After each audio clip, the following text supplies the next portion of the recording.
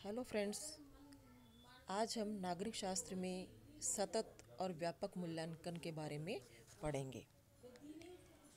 यह एक मूल्यांकन प्रणाली है। आज वर्तमान समय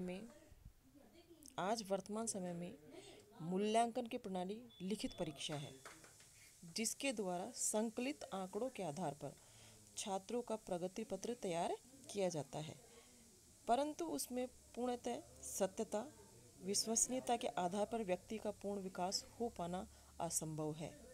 इसलिए वर्तमान में पुरानी मूल्यांकन पद्धति को छोड़ते हुए कुछ नई पद्धति को अपनाया गया है, जिसे सतत और व्यापक मूल्यांकन कहा जाता है, जिसे CCE भी कहते हैं। CC की फुल फॉर्म है कंटिन्यूअस एंड कंप्रहेंसिव एवैल्यूएशन, अर्थात नियमित, निरंतर और व्यापक मूल्यांकन पद्धति से है। सतत एवं समग्र मूल्यांकन से अभिप्राय है एक ऐसी नियमित, निरंतर और व्यापक मूल्यांकन पद्धति से जिसमें विद्यार्थी के सर्वांगीण विकास के सभी पक्षों को सम्मिलित किया जाता है। सतत से अभिप्राय है नियमित मूल्यांकन, इकाई परीक्षणों की आवृत्ति, अधिगम प्रक्रिया के अंतरालों का विश्लेषण, अर्थात बालक के संपूर्ण विकास का मूल्यांकन करना। छात्र विद्यालय आधारित जो भी गतिविधियां होती है उनका मूल्यांकन सम्मिलित होता है, और यह मूल्यांकन उनकी उन्नति की प्रक्रिया है। लेकिन वर्तमान में देखा गया है कि केवल साल के अंत में मूल्यांकन न करके बालक का निरंतर मूल्यांकन होना चाहिए। नियमित क्लास के अनुसार उसका मूल्यांकन होना अनिवार्य है। इस योजना में सतत शब्द का अर्थ है कि छात्रों के विकास के पहचान पहलुओं के मूल्यांकन पर जोर देना, और विकास एक घटना के बजाय निरंतर प्रक्रिया है जो संपूर्ण शिक्षण अधिगम की प्रक्रिया में निर्मित है और पूरे अकादमिक सत्र की अवधि में फैली है। पूरे साल भर का मूल्यांकन बालक का किया जाता है। दूसरा शब्द है व्यापक। व्यापक का अर्थ है कि यह योजना छात्रों की वृद्धि और विकास के शैक्षिक और सह शैक्षिक पहलुओं को शामिल करने का प्रयास करती है। बालक जो भी गतिविधि करता है, चाहे वो शैक्षिक गतिविधि हो चाहे सह शैक्षिक गतिविधि हो, उन सब का मूल्यांकन करना अनिवार्य होता है, और यह सतत एवं व्यापक मूल्यांकन के आधार पर ही होता है।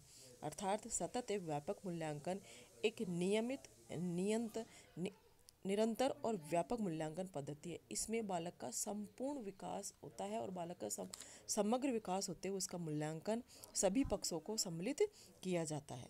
अब आता है सतत और व्यापक मूल्यांकन के उद्देश्य, कि किन किन उद्देश्य के माध्यम से हम बालक का सतत और व्यापक मूल्यांकन करना अनिवार्य। इसके अंतर्गत आता है शिक्षण और अधिगम की प्रक्रिया को एक शिक्षार्थी केंद्रित गतिविधि बनाना, कि जो अध्यापक शिक्षण कार्य करवा रहा है, जो सिखा रहा है, वो बाल केंद्रित बनाए, यानी कि बालक को ज़्यादा से ज़्यादा सिखाने का प्रयास करे। मूल्यांकन प्रक्रिया को शिक्षण अधिगम की प्रक्रिया का एक अभिन्न अंग बनाना, कि बालक कक्ष में शैक्षिक और सह शैक्षिक गतिविधियाँ सीख रहा है, उसमें मूल्यांकन को भी अभिन्न अंग बनाया जाए, यानी कि समय समय पर बालक का मूल्यांकन होना अनिवार्य है, जिससे उसको पता लग जाए कि वो कहाँ पर कमज़ोर है और उसको कहाँ उसको विशेष आगे बढ़ने की आवश्यकता होती है। ध्वनि निर्णय लेना और शिक्षार्थी के विकास, अधिगम की प्रक्रिया, अधिगम की गति और अधिगम के परिवेश के लिए समय पर निर्णय लेना। आत्म मूल्यांकन के लिए शिक्षार्थियों को अवसर प्रदान करना। निदान और उपचार के माध्यम से छात्र की उपलब्धि में सुधार के लिए मूल्यांकन प्रक्रिया उपयोग करना, कि बालक की कमजोरी को पहचानना और उसका उपचार करना भी मूल्यांकन की प्रक्रिया है। अब आता है सतत और व्यापक मूल्यांकन के लक्ष्य। CCE यानी कि कंटिन्यूअस एंड कंप्रहेंसिव मूल्यांकन।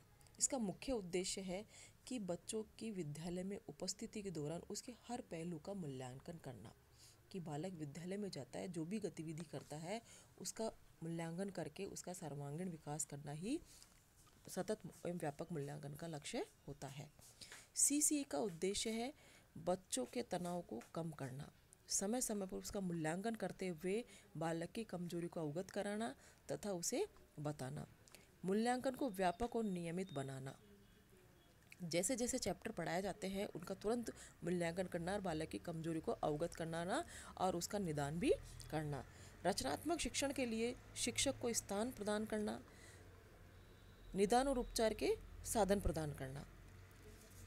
ये है सतत और व्यापक मूल्यांकन के लक्ष्य। अब आते हैं सतत और व्यापक मूल्यांकन के कार्य।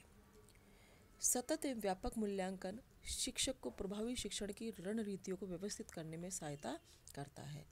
कि सतत और व्यापक मूल्यांकन, जब शिक्षक कक्षा में शिक्षण कार्य करवाता है तो वह पूरी योजना के अनुसार उस कार्य को संपन्न करता है, जिससे बालक का मूल्यांकन आसानी से हो सके।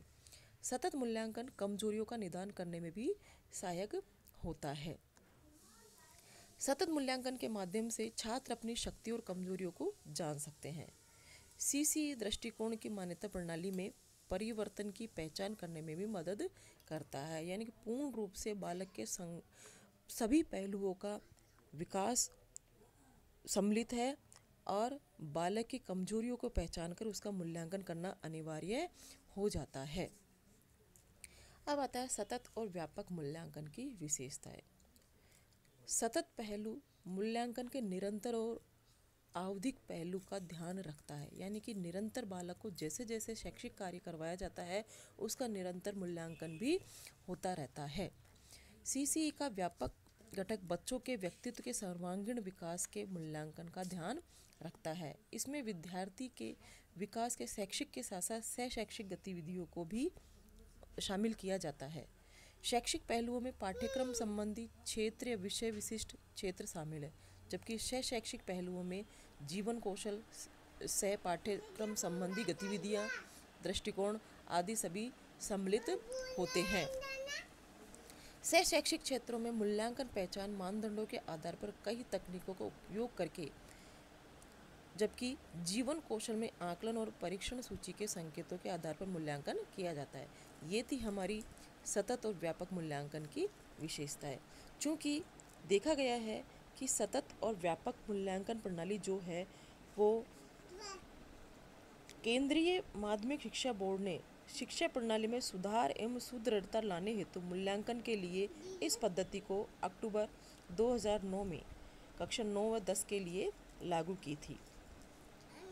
कि इस पद्धति में कक्षा 9 व 10 के विद्यार्थियों के अधिगम को सतत एवं व्यापक मूल्यांकन के माध्यम से विद्यालय में ही मूल्यांकन किया जाएगा, न कि अन्य बाहरी परीक्षाओं के द्वारा।